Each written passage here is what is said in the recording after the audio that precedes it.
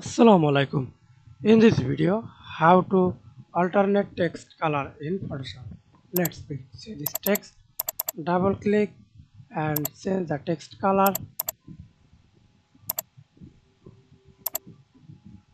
Again double click, single text color.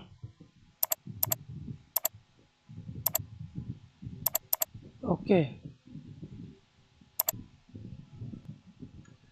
Okay.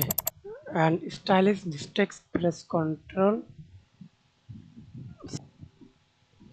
right click, rasterize type. Okay.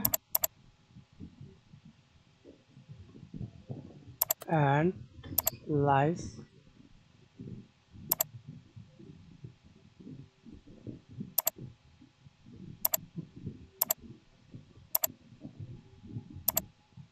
Press Ctrl Z, duplicate,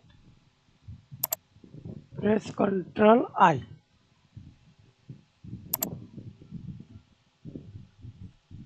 That's it. Thanks for watching video. Please subscribe to my channel, like, comment, share.